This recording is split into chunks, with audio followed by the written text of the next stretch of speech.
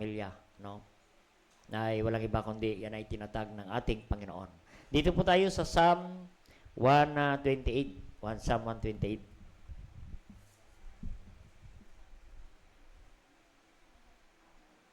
Basahin natin hanggang 6, no?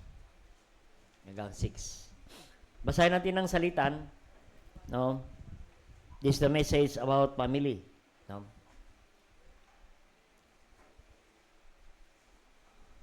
Dito po natin mababasa ang susi kung paano ang pamilya maging masaya.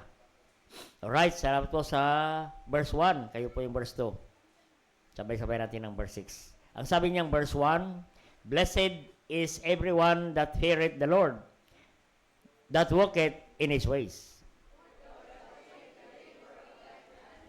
Happy thou shalt be, and it shall be well with thee. Thy wife shall be a fruitful vine by the sides of thine house, thy children like olive plants round about thy table.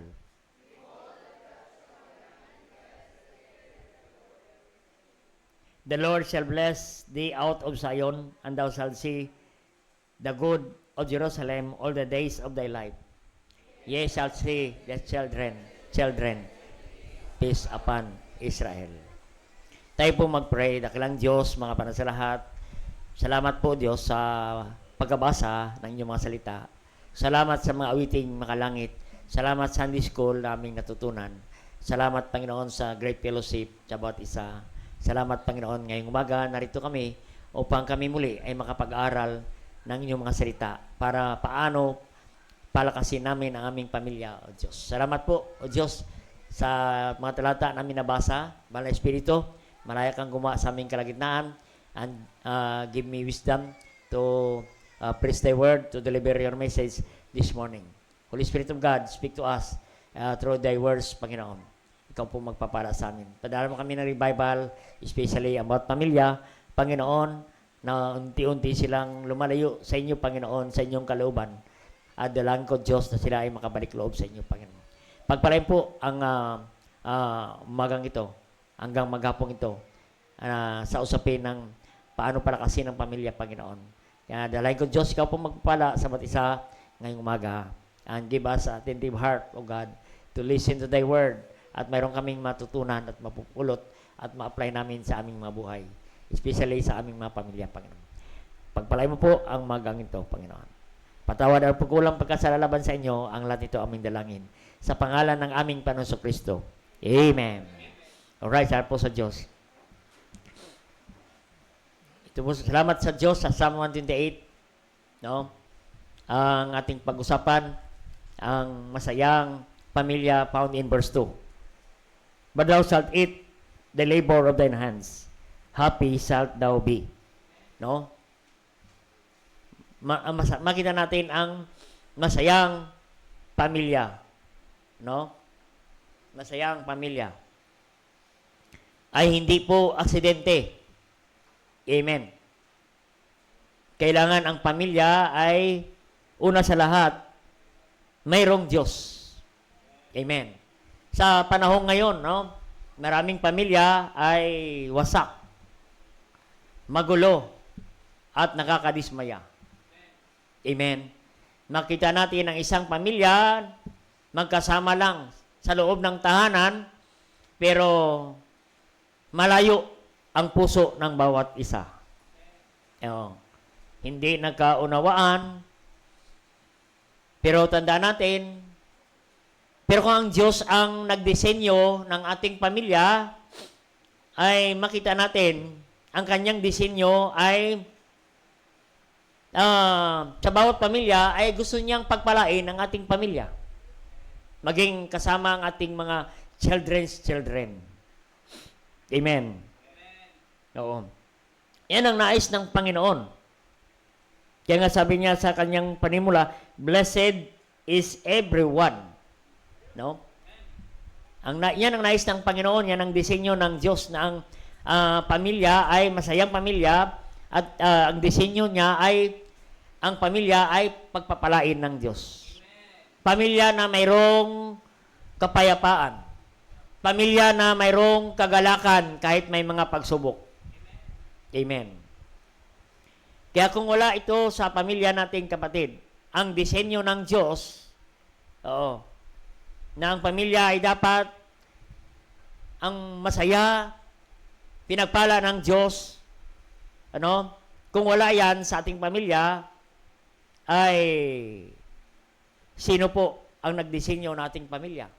Iba po ang nagdisenyo kung wala ang Diyos sa ating pamilya. Amen?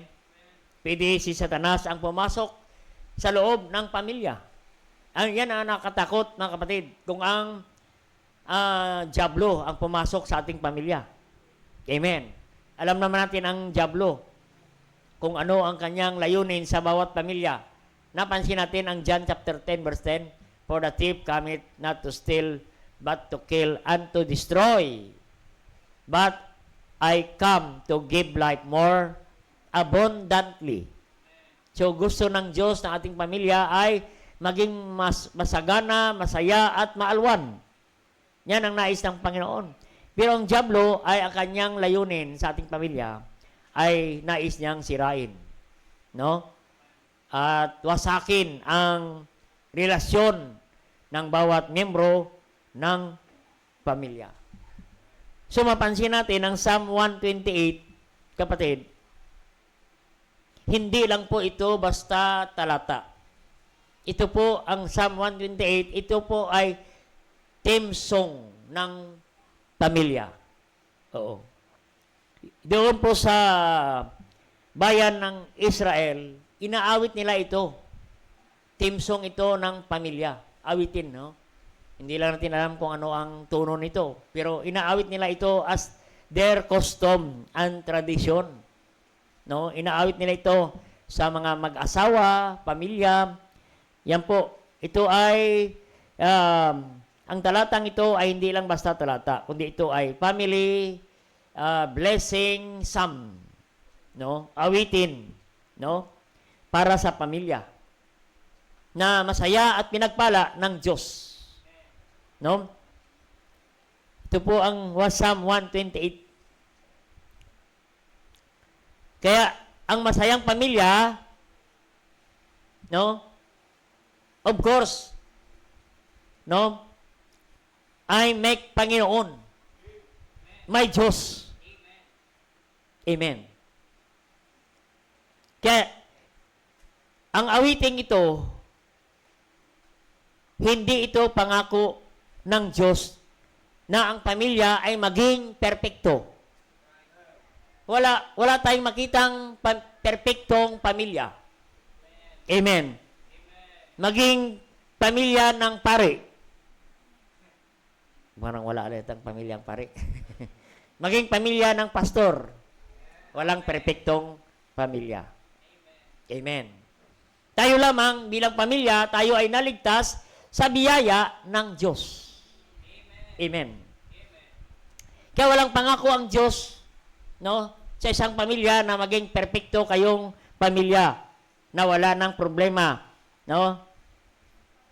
wala nang hindi nagkakasundo. Kaya no perfect family. Kaya pag dumating sa simbahan, no perfect church. Amen. Ang Diyos lang ang perfect. Kaya pag pumunta ka sa simbahan, huwag mong tingnan ang bawat pamilya kasi hindi perfecto. Amen. Kaya pag dito tayo sa simbahan, nakatuon tayo sa Panginoon.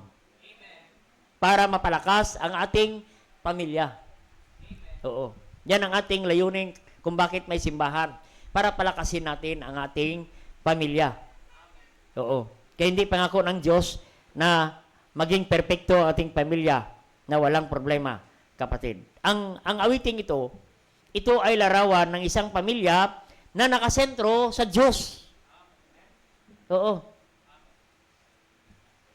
Ito ang awiting ito ay awitin na ang isang pamilya ay nakakaranas ng tunay na pagpapala at masayang pamilya. Amen. Masayang pamilya. Oo. Yan po ang sabi ng awiting kanina. Ang tunay na kayamanan ay mayroong pamilya na masaya. Kaya hindi po sa yaman. No? Pansinin natin, kapatid. No? Ang simula ng verse na ito. Ang sabi niya, blessed is he that feareth the Lord. No?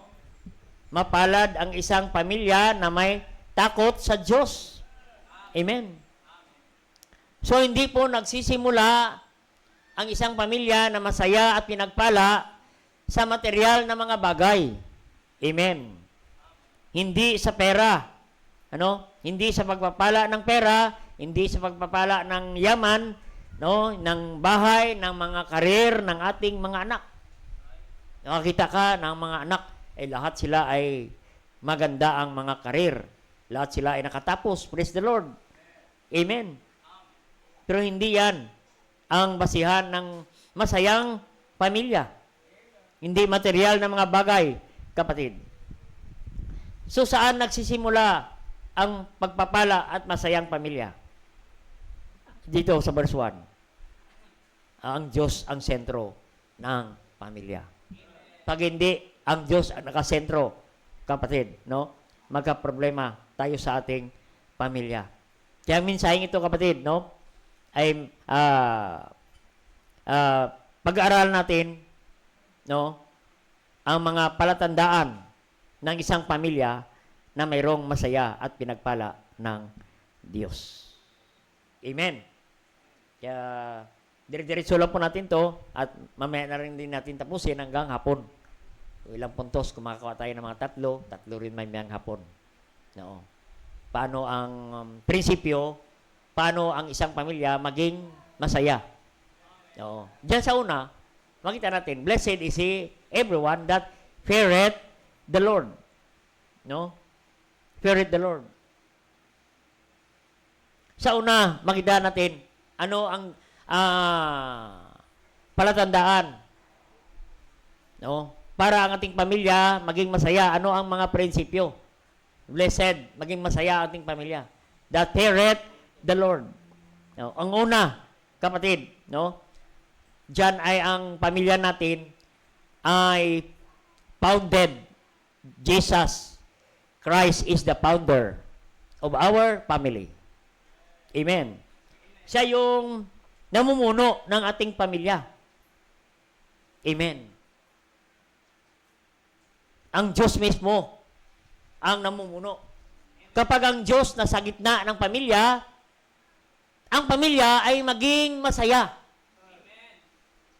Kahit hirap sa pera, pero masaya. Napansin natin, thou shalt eat thy labor of thine hand. No? Labor of thine hand. Isang pamilya na isang kahig, isang tuka. Labor of thy hand eh. Sa Tagalog, isang kahig, isang tuka. Pero masaya sila. Amen. Hindi nga sa atin eh. Isang kahig, maraming tuka. Yan ang mahirap. Amen. Oo. Kaya, yung pagkain ng tiyan ay marami. Oo. Ay pag nag-pray ka, pagtapos ng prayer, bawas na. May bawas na kasi marami. Oo. Pero makita natin, kapatid, ganun pa man, ang pamilya, pag ang Diyos ay naka-sentro, nasa gitna ng pamilya, masaya ang pamilya. At yan ang pinagpalang pamilya. Amen. Oo. Nagbabago ang atmosphere ng isang tahanan. No? Yung asawa ay naging pagpapala. Amen. Hindi na pampabigat. Hindi pasanin. Ang mga anak ay naging blessing, naging gantimpala. Hindi sila problema. Amen. Yan. Naging katuwang natin sila. No? Kaya kapatid, no? Sila yung pag-asa ng ating pamilya. Amen. Hindi sila pampabigat ng ating pamilya. Kaya ang masayang pamilya, ito ay tahanan na kung saan ay ang tahanan natin ay lugar ng mayroong kagalakan. Masayang pamilya. Amen. Hindi nagsisigawan, hindi nagtatampuhan. Amen. Kaya kung gusto natin ng tahanan, may kapayapaan. Amen. Ito po, mayroong mga prinsipyo ang Diyos sa atin. Una, ang founder ng ating pamilya, walang iba kundi ang ating Panginoong Isokristo. Siya yung pangunahin, nakasentro sa ating pamilya. Amen. Dapat si Kristo. Para ang ating pamilya maging matibay na pamilya. Amen. Si Kristo. At binanggit rin nga yan sa taas ng verse na yan, Psalm 27. Except the Lord build the house. Amen. Sa pagtayo ng tahanan, kailangan nandyan si Kristo. Amen. Dito naman sinabi, in building the house. Amen. Sa pagbibuild, kapatid, ay siyempre, nandyan ang pundasyon sa pagtayo ng tahanan. Amen? Ang pundasyon. Dapat ang nagdisenyo ng ating tahanan ay walang iba kundi Diyos. Amen. Hindi Diyos. Kundi Diyos ang architect, disenyo ng ating tahanan. Amen. He is the builder of our home. Siya yung nagdisenyo. Siya yung arkitekto. Amen. Sa kanya ang ideya at disenyo ng pamilya. Yan po ang architect. Amen. Builder. Jesus Christ is the builder.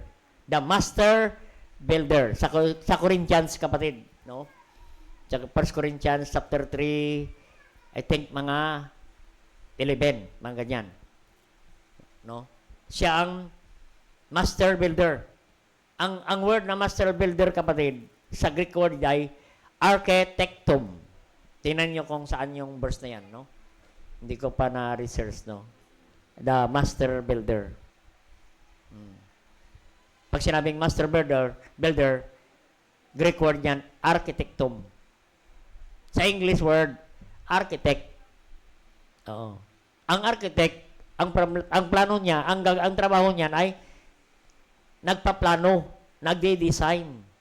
Yan, nandiyan sa 1 Corinthians 3:10. According to the grace of God which is given unto me, the wise master builder, I have laid the foundation, and another buildeth thereon, that everyone take heed, that he buildeth thereupon.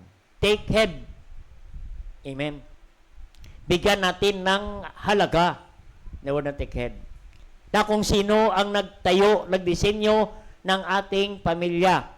Kapatid, ang dapat ang master builder ng ating pamilya, walang iba kundi ang ating Panginoon.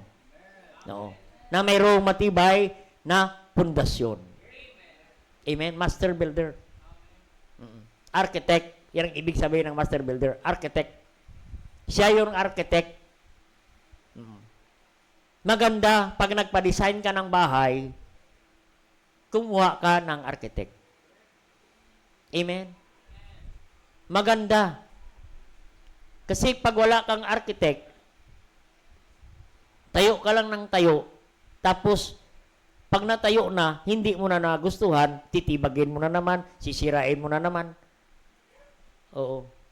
Pero kung may architect, hindi mo pa naitayo, nakikita mo na ang tahanan mo. Amen. Oo. Meron tayo isang kasama rito. O nagpa-design kay iyo ng bahay. Oo. Kasi advice natin na bago ka magtayo ng bahay, kumuha ka muna ng architect. Huwag ka muna kumuha ng kontraktor. Kasi wala pa namang itatayo ang kontraktor. Amen ba? Kasi wala namang disenyo. Ang una talaga, nakunin mo, architect. Ganon din sa ating pamilya. Dapat ang architect ng ating pamilya, walang iba kundi Diyos. maganda ang resulta. Makikita. Oo. Pag architect, kasi dinidesign yan, binivisualize, ano pa ba ang mas maganda, ano ba ang dapat alisin. No? Bago mo yan, itayo. Hindi yung tayo ka lang ng tayo, tapos nakita mo, hindi pala maganda yan, alisin mo yan. Magastos. Oo. Ganon din, kapatid, sa pamilya. Dapat ang architect ng ating pamilya, walang iba kundi ang ating Panginoon. Kasi kung siya ang magdisenyo, ang pamilya ay masaya, pinagpala, may kapayapaan ang pamilya. Amen. Yan po, no? Kaya ang matibay na pamilya, ang Panginoon ang nagdisenyo, ang architect. No? May matibay. Si Kristo ang pundasyon ng pamilya. He is the founder of the home. Siya yung foundation. Makita natin sa Matthew 7, verse 24 and 25. Kailangan ang isang pamilya ay maalam. Maalam. Paano itayo ang kanyang pamilya para ang pamilya maging matibay. Kaya nga may simbahan ang isang pamilya. Ay Matthew 7, ano yan? 24 and 25. No? Yung maalam. The wise man na lalaki, itinayo ang kanyang tahanan. No? Liken unto the wise man which built his house upon the rock. Amen. Ito ay isang talinhaga. No? Na pag nagtayo tayo ng isang pamilya, dapat itayo natin, no, ang maalam na pamilya, isang tahanan. No, lalo na ang head of the family ay kailangan maging maalam ka sa pagtayo ng iyong pamilya. Dapat itayo natin, kapatid, na ang pundasyon walang iba kundi si Kristo. Amen. Si Kristo ang pundasyon ng ating pamilya. No? Sa verse 25, nakita natin, verse 25, kasi ang pamilya, walang perfecto na pamilya o na walang problema. May problema na dumarating sa pamilya, verse 25. And the rain descended, and the floods came, and the winds blew, and beat upon the house. It fell not, for it was founded upon the rock.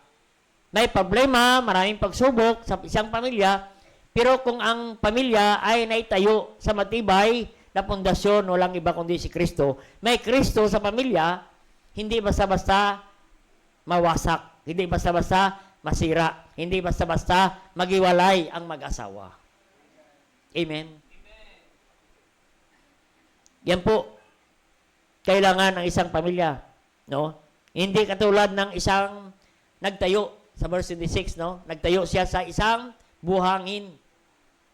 No? Tinayo niya. The foolish man built his house upon the sand. Ano yung sand? Tinayo niya sa material na mga bagay. No? Sa pera, no? Sa mga bagay na sanlibutan. No? Ang tunay na kayamanan, kapatid, sabi ng awiting kanina, ay isang pamilya na matibay, na masaya, na may Panginoon ang pundasyon ng isang pamilya. Amen? Hindi sa pera, hindi sa kayamanan, hindi sa material, hindi sa sasakyan, hindi sa bahay, o anuman, kundi dapat ay isang pamilya may Panginoon. Oh, siya ang founder, no? Siya ang rock, kapatid. At hindi basta-basta yan masira ang pamilya. Kahit may pagsubok, problema, kapatid, nandyan ang pamilya. Nagpapatuloy, hindi basta-basta bumabagsak, kapatid. Kaya mayroong simbahan para ang pamilya maging matibay. May salita ng Diyos, kapatid. Yan po, dapat Christ must be the founder of the home. Amen. Number 2, ang pamilya ay dapat mayroong takot sa Diyos. Sabi ng Psalm 198 verse 1, blessed is he, one, feareth the Lord. Amen. Yan po ang masayang pamilya. Kung ang bawat membro ng pamilya ay mayroong takot sa Diyos. Ibig sabihin, ang bawat pamilya ay may pakakilala sa Panginoon. Amen. In Proverbs 1:7, the fear of the Lord is the beginning of wisdom. Amen. May takot sa Diyos. May pagkakilala sa Diyos. Nakilala nila ang tunay na Diyos na tagapagligtas. Imagine kung ang bawat pamilya may wisdom and instruction. No? May Word of God and instruction. Kaya nga may simbahan para ang isang pamilya mabigyan ng instruction. Amen?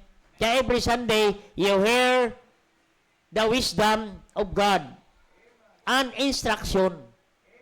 Kung ano ang dapat gawin sa isang pamilya, na ang isang pamilya maging masaya at pinagpalang pamilya. Amen? Kaya maganda ang isang pamilya. Mayroong takot at pagkakilala sa Panginoon. Amen? Kaya kung mayroon pa tayong membrong pamilya na wala pang pagkakilala sa Panginoon, yan ang preaching ko last Wednesday. How to catch men. Thou shalt catch men. Sino ang una nating hulihin, isolwin, siran ng Ebanghelyo ng kaligtasan? Walang iba kundi ang ating tahanan. Baka mayroon pa sa ating tahanan na hindi pa ligtas. Amen. Ipanalangin natin.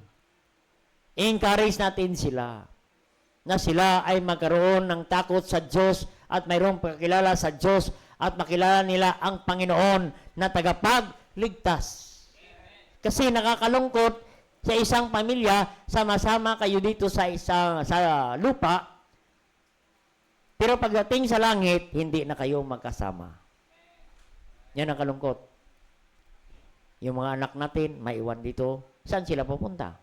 Siyempre, pag wala silang pakilala sa Diyos, wala silang takot sa Diyos, sa impyerno ang kanilang pupuntahan. Yan ang kalungkot, kapatid. No? Kompleto kayo rito sa lupa, pero pagdating sa langit, hindi na kayo kompleto. Maganda, dito pa lang sa lupa, kompleto na kayo. Amen? Na kayo lahat may pagkakilala sa Panginoon. Amen? Maganda na mawin natin ang ating pamilya. Katulad ng Acts 16:31, no? Believe on the Lord Jesus Christ and thou shalt be saved and thine house. Amen? Isang miyembro, isang tatay lang ang naligtas, pero mayroon siyang desire na madala niya ang buong pamilya niya, buong kasambayanan niya, madala sa Panginoon. Thine house. Amen. Yan ang maganda, kapatid. Mayroong ang isang pamilya may takot sa Diyos. Amen. Kaya ang una natin dapat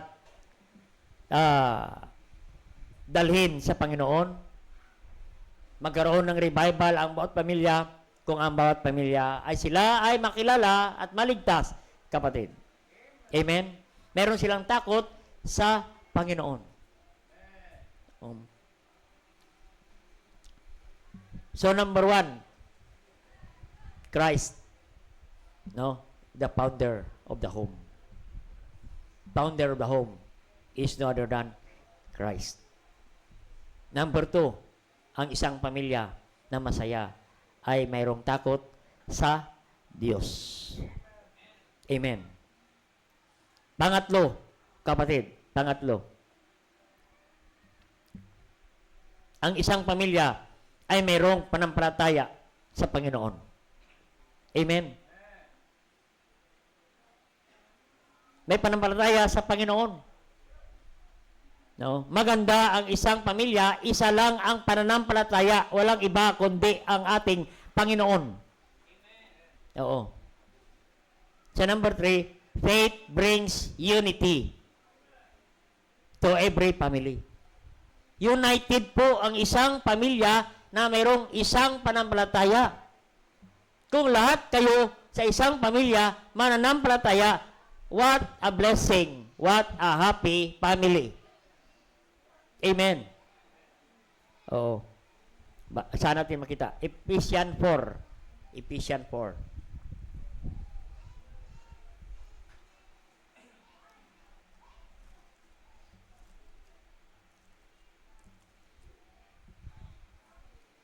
Ephesians 4:3.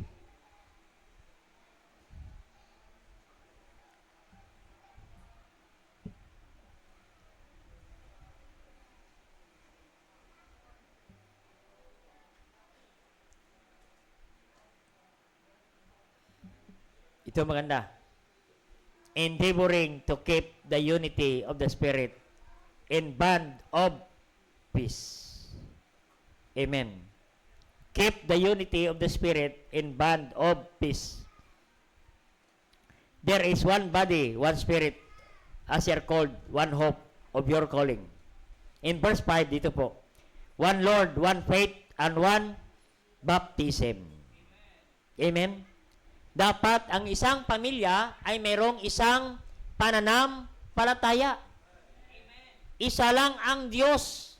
Isa lang ang panampalataya. Isa na rin ang bautismo. Nabanggit po, no? Ang bautismo.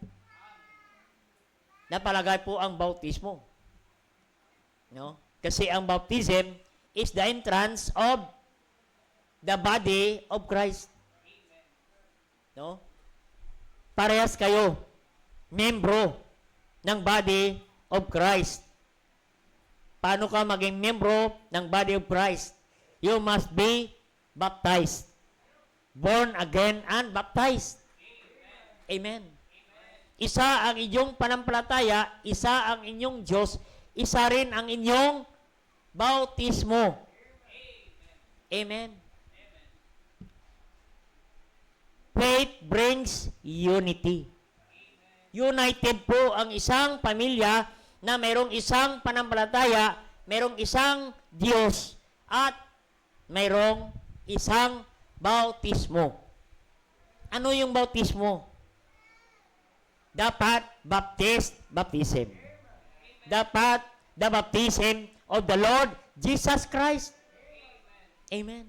Ano ba ang baptism ni Jesus Christ? Kamahalaga ang baptism. Amen. Kailangan ang baptism ng isang pamilya ay baptism ni Kristo. Ano ba ang baptism ni Kristo? Sino ang nagbautismo kay Kristo? Si John the Baptist. Ano si Kristo? Baptist. Dapat kung ang isa kayong panampalataya, isa kayong Diyos, dapat isa rin ang inyong bautismo. Yan ay bautismo ni Kristo. Walang iba kundi baptism. Amen? Baptism. We believe that Jesus Christ was a Baptist. Amen? Why? Because Jesus Christ was baptized by John the Baptist. Hindi po si John Catholic ang nagbautismo kay Kristo, si John Adventist, si John the Mormons, si John the Baptist. Ay ano si Kristo? Baptist. Amen? Kaya maganda sa isang pamilya, isa kayong panampalataya, isa kayong Diyos, at isa ang inyong bautismo. Ang bautismo po is the entrance of membership of the church. Isa kayong simbahan. Amen? May unity ang isang pamilya endeavoring to keep unity of the Spirit in the bond of peace. Band. May banding. Masarap ang banding ng isang pamilya, ng band. Oo. Siguro hindi yung band. Oo. Kasi lagi kayong bumibili. Pag nabasag yung flower vase, bibili ka nga, Mighty Band. Mighty Band. Oh, pinangalanan ng Mighty Band. Ano man ang mabasag, Mighty Band kagad ang nasa isip natin. Amen. Oo. Ang Mighty Band ng isang pamilya ay merong isang pananampalataya, isa ang Diyos, isa ang bautismo, isa ang simbahan, what united family. Amen? United ang isang pamilya. Amen. One faith. In verse 4, there is one body, one spirit. Amen. One body. Anong body? Church. Amen. Which is Christ Church. Ano yung Christ Church? Baptist Church.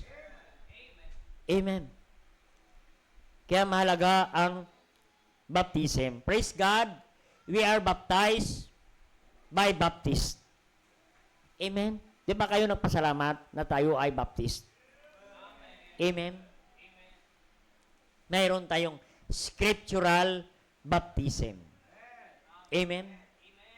Kaya yung magkaroon ng binding ang isang pamilya, kung mayroong isang panampalataya, isa ang Diyos, at isa ang simbahan, kapatid, isa ang bautismo. Amen. Yan po. Faith brings unity and blessing in the church. Ito yun natin sa Psalm. May blessing po sa sama-sama.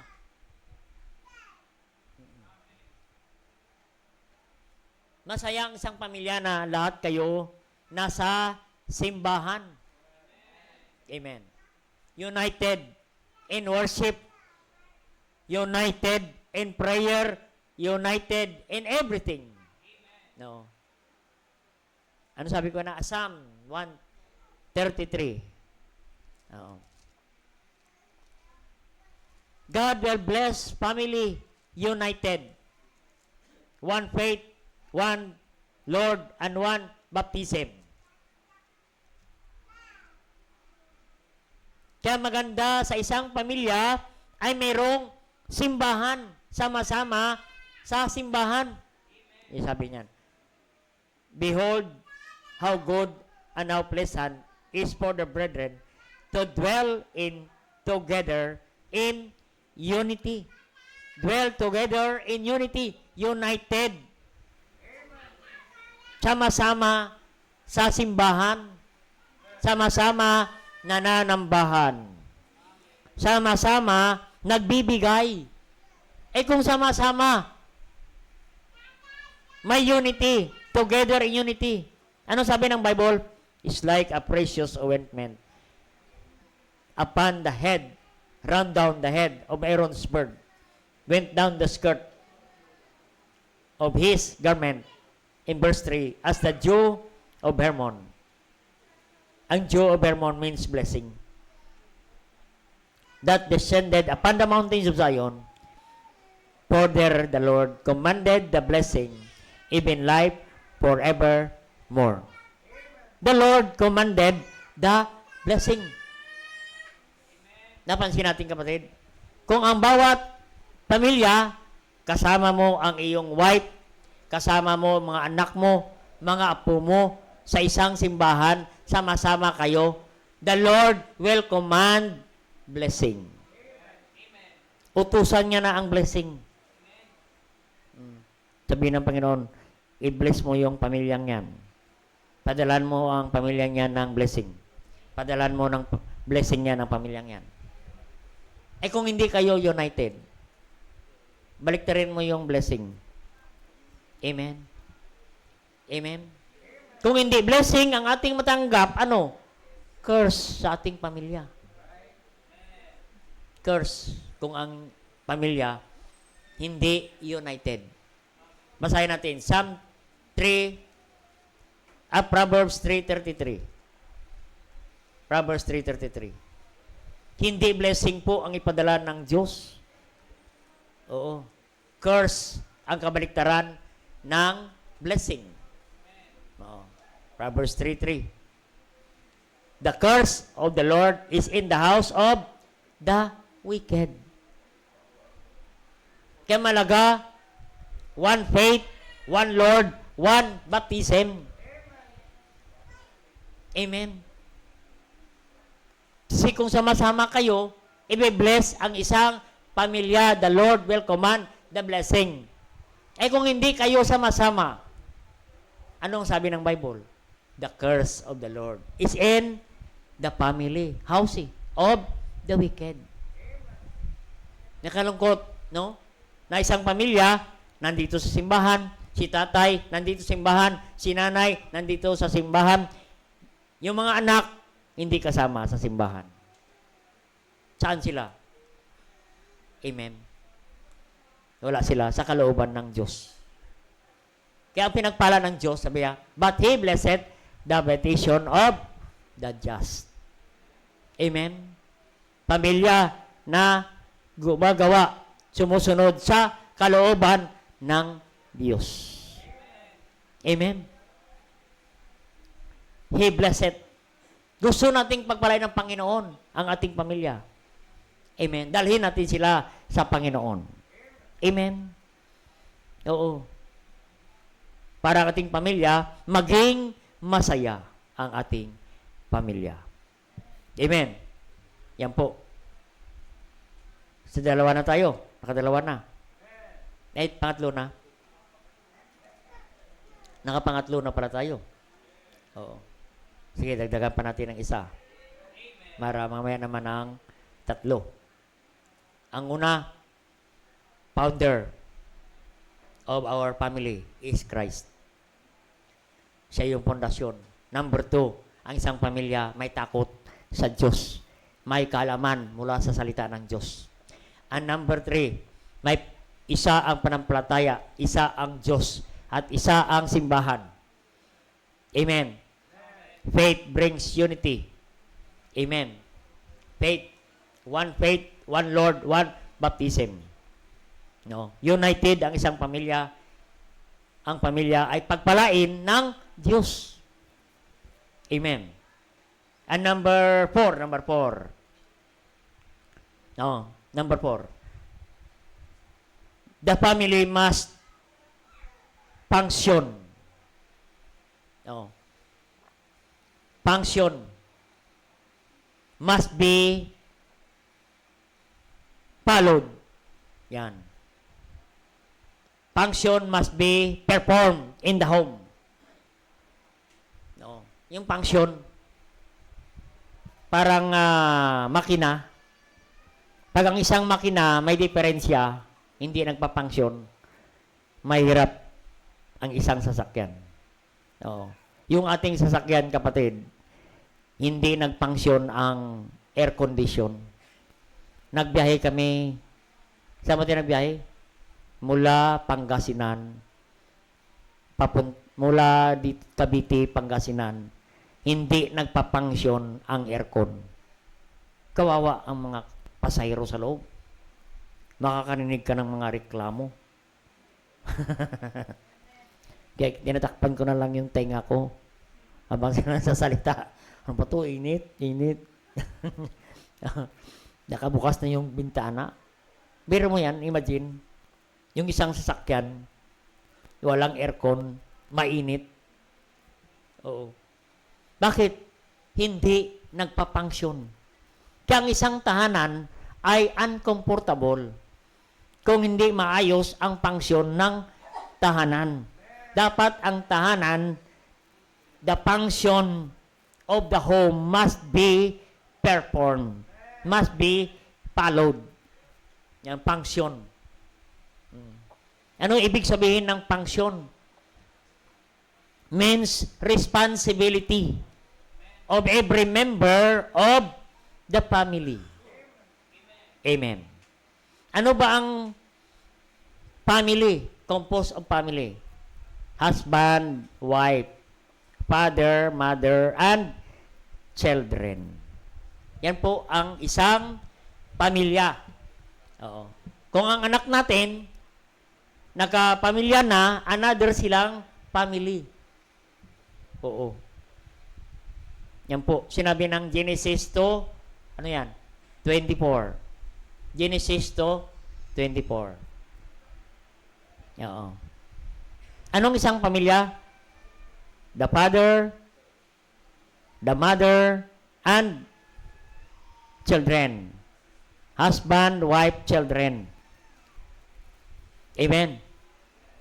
Paano nag-asawa? Ang sabi ng 24, therefore shall a man leave his father and his mother, and shall cleave his wife, and they shall be one flesh. Isa ulit silang tahanan.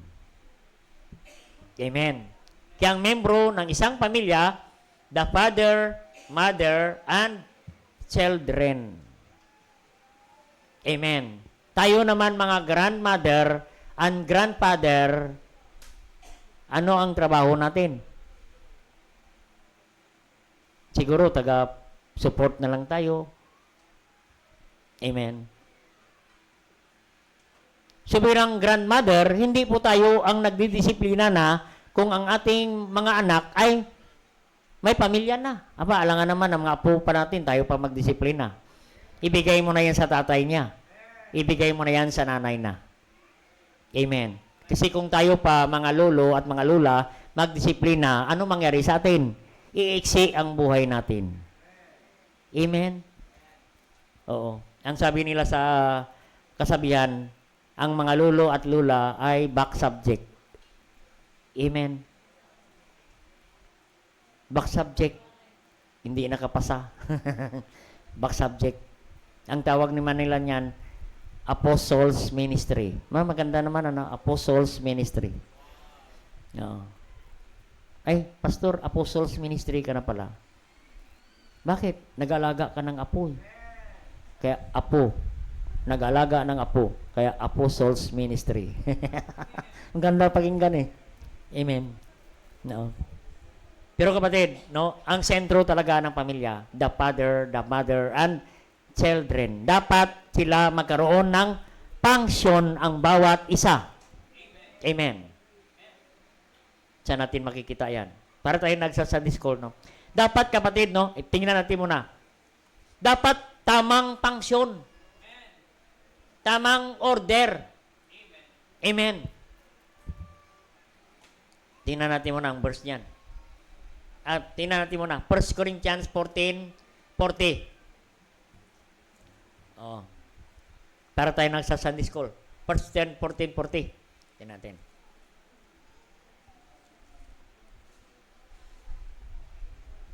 Let all things be done decently and in order. Order. Dapat nasa tamang order ang isang pamilya. May tamang function ang isang membro ng pamilya. Yan. Nasa order. Kasi pag walang order, oo, ano ang mangyari sa pamilya? Ang pamilya ay chaos and confuse. Ma-confuse ang pamilya at maging chaos, magkabuhol-buhol ang pamilya. Kung hindi natin masunod ang pangsyon ng bawat isa. Kasi ang bawat membro ng pamilya ay may disenyo. Oo. Una, ano ang pangsyon ng tatay? Ephesians 5:23. Ano ang pangsyon ng tatay na dapat nating gampanan? Ephesians 5:23. For the husband is the head of the wife. Ayun. Tayo ang leader ng tahanan. So mga husband, ang leader ng tahanan ay ang mga lalaki. Amen. Huwag nating ibigay sa ating mga asawa. Kasi mapapagod sila kung sila ang maglilid. Nakakapagod maglid. Kasi hindi mo naman kasi function yan eh. Tapos ikaw magtrabaho.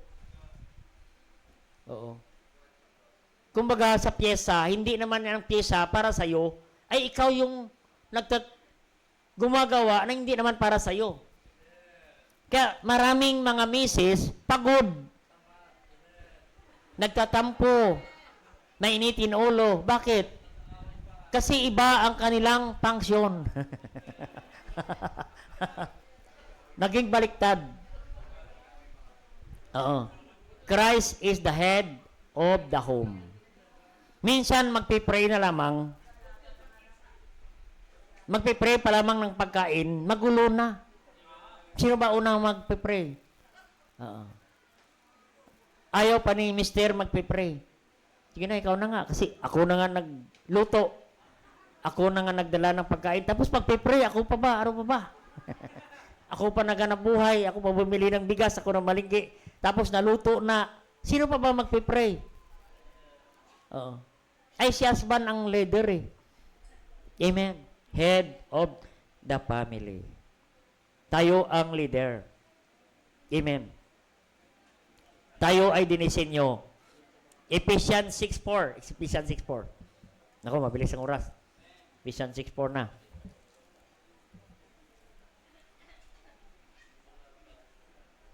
The wife must be submit. Ephesians 6:4 muna. The fathers provoke not your children to wrath. Bring them up in the nurture and admonition of the Lord. Nurture. Ba ang tatay pala ang magno-nurture? Nurture. Kaya ang tawag sa kinakasal sa lalaki, groom. Ibig sabihin ng groom, nurture. Amen? Isulat ninyo, nurture. Hindi torture. Baka sulat niyo Nanay Biring, torture. Iba yung torture kaysa nurture. Kasi pag torture ang gamitin mo, magulo ang pamilya. Kailangan nurture. Ibig sabihin, grooming. Grooming. Eh sa aso nga. May grooming, ano na pala? Salon. Grooming beauty salon. Aso lang. Para paano maging maayos ang aso. Amen. Maging ang husband, tayo po yung groomer ng pamilya. Nurture. Sabi ng Ephesians 6:4, provoke not your children to wrath and bring them up in nurture and admonition of the Lord. Admonition. Tayo po ang nagbibigay ng advice, counsel, no, sa ating pamilya. Kaya may papel tayo. May pangsyon. Yan ang pangsyon natin. Tayo ang leader ng ating pamilya. Amen? Kaya tayo ang magli-lead sa ating pamilya dalhin sa Panginoon. Tayo ang mangunguna sa ating pamilya dalhin sa simbahan sa Panginoon. Ay nakakalungkot naman kung ang ating leader, siya pang huli sa simbahan. Amen? Dapat ang mga leader, husband, tayo ang nangunguna sa ating pamilya. Yan po ang ating pangsyon. Amen? Nakalungkot naman na si White ang nagsimba, si Mister ang hindi nagsimba. Oo. Pag tinanong mo, sister, saan pala si brother? Doon sa bahay, tulog. Galit ta eh. Kaya makita natin kapatid, dapat maging maayos ang pangsyon ng isang pamilya. The father must the head, the leader of the home. Tayo yung groom. Amen. Groom. Kaya ang tawag sa sa bagong kasal, sa mga kasalan, bridegroom. Oo. Yan po. Sino ang mag-groom? Yung husband. Oo. Para maging maayos ang wife. Yun. Yan. Sige, pangalawa na kami. Kasi maraming nang nakatingin sa aking mga tatay.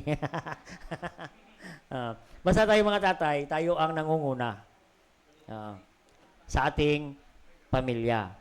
Yan. Tayo ang nangunguna sa devotion, panalangin. No? Yan po. Hindi ang mga wives. Ang wives, ito, sabi rito, 5:22, wives, submit yourself to your own husband as unto the Lord. Yan po, no? So, kayo naman mga wives, hindi po kayo leader. Oo. Kasi natutunan kasi natin ang leader ng tahanan sa mga reliyon. Oo. Sa reliyon. Sino ang leader ng reliyon? Si Mama Mary. Oo. Yan, si Mama Mary. Dito pala. Sister Mary. Si Sister Mary ang leader ng tahanan sa isang reliyon. Pagdating sa tahanan, si Sister Mary pa rin yung leader. Na hindi na pala dapat. Kung sa simbahan nga, hindi siya leader, dapat sa tahanan, hindi rin siya leader. Ano ang trabaho naman niya? To submit to the husband. Yan. Submit. Ibig sabihin, respect your husband. Respect natin ang ating husband. Huwag nating ipahiya yung ating mga husband. Amen. I-respect natin sila. Amen ba, mga wife? Huwag nating siraan ang ating mga husband sa ibang mga wife. Oo.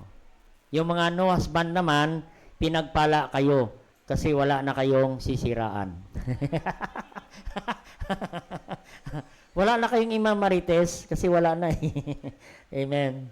Yan po, ano? Huwag nating siraan sila. Amen. Pag mga family matters na, sa inyo na lang dalawa. Amen ba? Amen. Yan po. Kayo ay mga helpmate. No.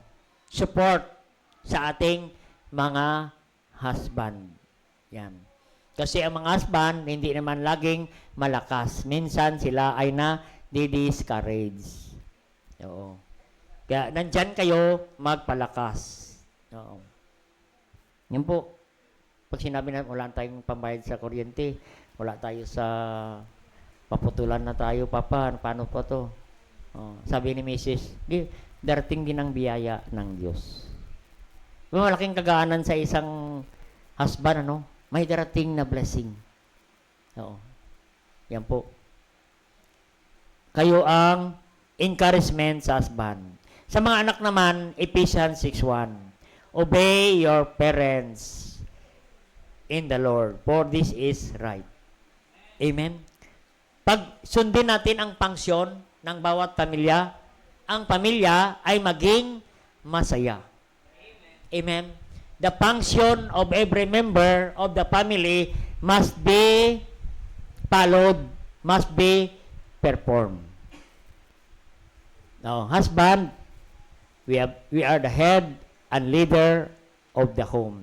The wives must be respect of the home, and the children must obey. At ang pamilya ay maging masaya. Amen? Yan po. Oo.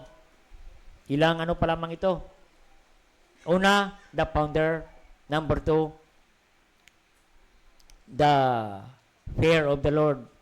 Number 3, faith brings unity. And pang-apat, function must be performed to every member of the family. Equals masayang pamilya. Amen? Sige po, mamayang hapon ulit, dagdagan natin kung paano pa maging hindi lang masaya, kundi mas masayang pamilya. Ating kayo muli mamayang hapon, kapatid, no? Para magkaroon ng revival ang ating pamilya. Tayo po ay manalangin na. Tayo manalangin. Dakilang Diyos, Ama sa langit, salamat, Panginoon, sa mensaheng ito na pinagkaloob mo sa amin. Pinakita niyo sa amin, Panginoon, paano ang aming pamilya maging masayang pamilya, pinagpalang pamilya, Panginoon. Pinakita niyo sa amin, Panginoon, na dapat kayo ang founder ng aming tahanan para tumibay ang aming pamilya. dapat ang isang pamilya mayroong takot sa inyo, Panginoon. At mayroon kaming isang panampalataya, isang Diyos at isang bautismo. At ang aming pangsyon ay dapat naming gampanan, mga tungkulin namin. Kaya salamat po.